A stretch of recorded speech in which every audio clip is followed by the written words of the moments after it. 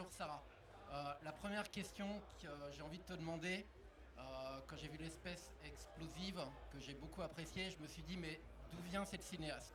Donc quel est ton univers cinématographique? J'ai mes petites idées, mais je préfère que ce soit toi qui me réponde.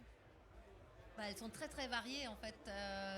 Ça passe de Hal Hartley, que j'aime beaucoup, qui est un cinéaste des années 90 américain. J'aime beaucoup Alain Guiraudy, j'aime beaucoup Paul Thomas Anderson. Pour ce film, on a travaillé avec dans l'idée de croiser les gendarmes à Saint-Tropez avec Inherent Vice de Paul Thomas Anderson. Enfin, d'essayer vraiment de mélanger un peu beaucoup de références. Ça allait plutôt vers des références un peu américaines, un peu les frères Cohen, parce que je voulais essayer de euh, tourner en dérision un petit peu ce côté français, c'est-à-dire on est des Français qui font du cinéma à l'américaine et du coup ça a un petit côté absurde et drôlatique. Il n'y a pas des petites influences de Bruno Dumont ou de Jacques Rosier? Bruno Dumont, moi j'ai beaucoup aimé plutôt ses premiers. Hmm. On me parle souvent de Petit Quinquin, que j'aime beaucoup aussi. Je vais aborder l'atmosphère de ton film. Euh, c'est un film qui puise dans sa musique, hein. Une musique rageuse, une musique punk avec un morceau que tu as utilisé en générique de fin mais que tu fais écouter à une grand-mère terroriste. Et tu as aussi, dès le départ, tu ouvres avec une musique rap assez rageuse aussi. Est-ce que tu peux nous parler de cette intention musicale? Alors le rap comme musique contestataire, c'était une intention de... J'avais envie d'essayer de faire un film avec beaucoup d'énergie. Une énergie de la désobéissance, une énergie de quelque chose qui sort du cadre, qui désobéit, qui ne reste pas en place. En plus, tous ces sangliers débordent, ils envahissent tout.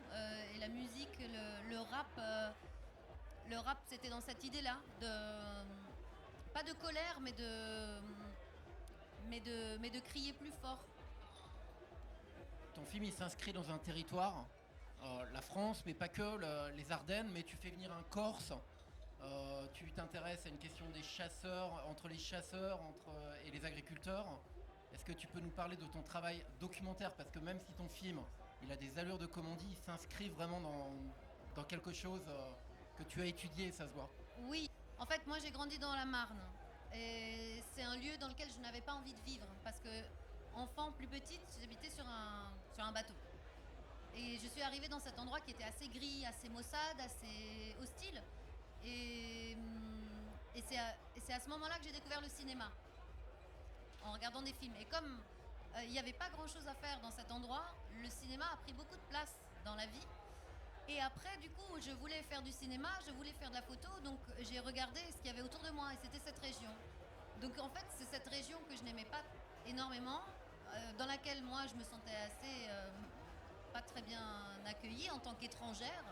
Ma mère est italienne, moi je suis née en Italie.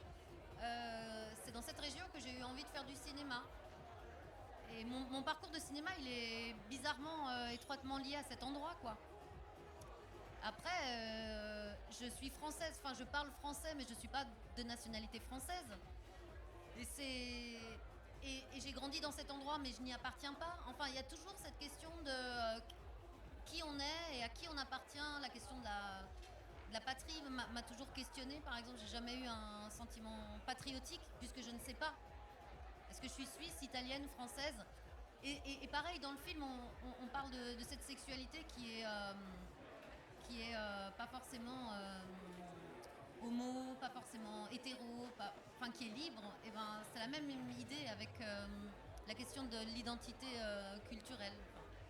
Dans ton film, les personnages rageux sont les plus sensibles et les plus intelligents quelque part aussi, et les plus lucides.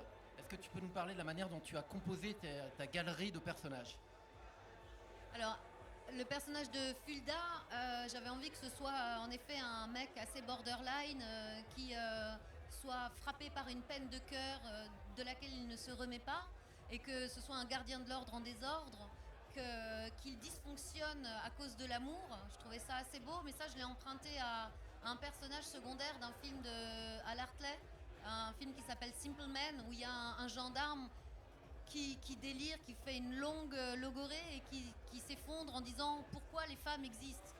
Et je trouvais ça assez beau d'avoir un gendarme complètement dysfonctionnel à cause de l'amour. Et puis après, il fallait que face à lui, forcément, comme il déteste les femmes qui lui ont fait du mal, donc c'est une misogynie de façade en fait, de protection, il fallait qu'il y ait une psy et qu'elle soit intelligente et qu'elle le renvoie dans les cordes. Et puis tous les autres personnages secondaires, le personnage aussi de Victor Chaton, qui est son compagnon, je l'ai construit pour qu'il y ait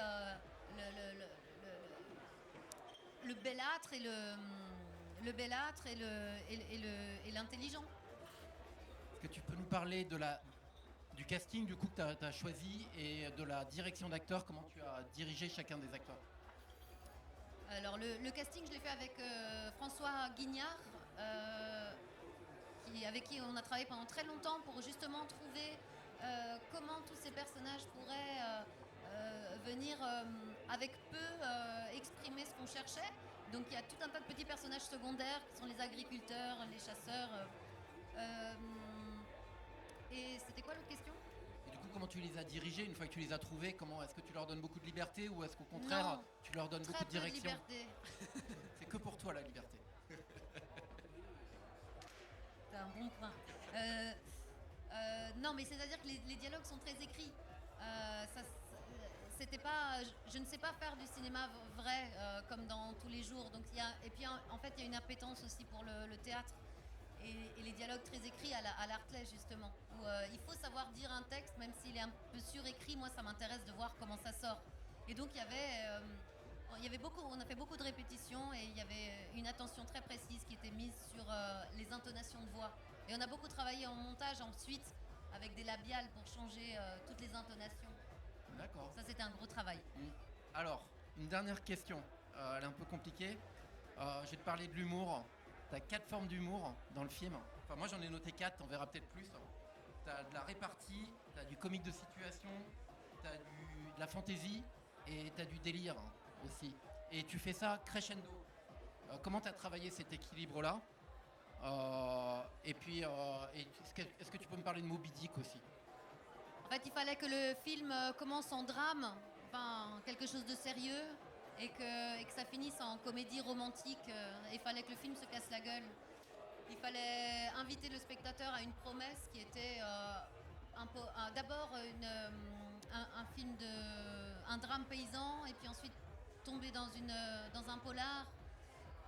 Et ensuite, en fait, faire une sortie de route, parce que tout le film, il parle du cadre, de sortir du cadre, d'être décadré, d'être hors cadre de tous ces gens qui n'arrivent pas à s'adapter à cette société, qui voudrait qu'on soit autre chose et qui voudrait qu'on ne corresponde pas. Et c'est très important de ne pas correspondre à ce qu'on attend de nous. Merci beaucoup, Sarah. Merci à toi.